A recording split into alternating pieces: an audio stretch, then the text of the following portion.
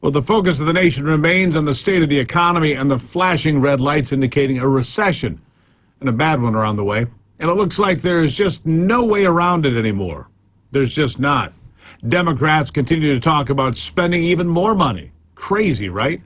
But Joe Biden and other socialists seem to think they can spend their way out of the crisis they have created themselves. The problem is, nearly every person that understands the economy understands that pumping trillions of dollars into the country is what triggered this inflation explosion in the first place. They don't get it. In fact, Democrats should be calling Senator Joe Manchin and thanking him personally for stopping the whole Build Back Better fiasco.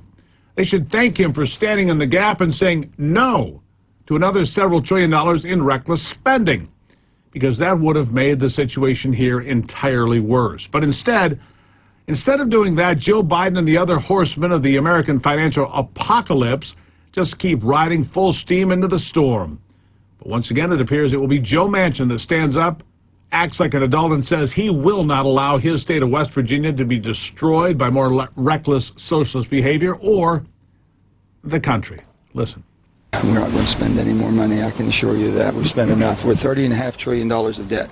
We've got to get our debt under control. If you want to get inflation under control, control your debt. Are you and Leader Schumer still talking about Build Back Better? I talk to everybody.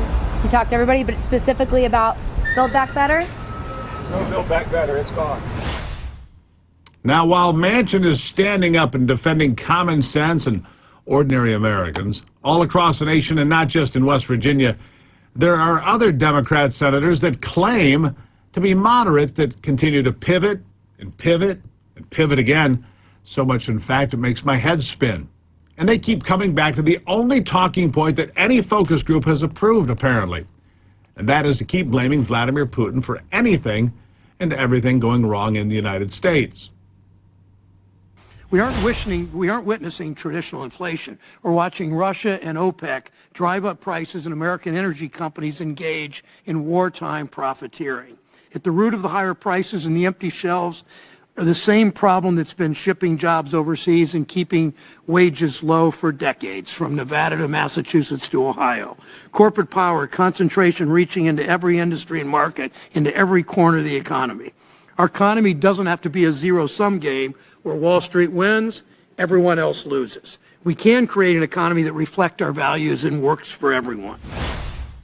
By the way, there's a future candidate for president, Socialist Sherrod Brown of Ohio. Keep in mind, he'll be on the trail someday soon. Now,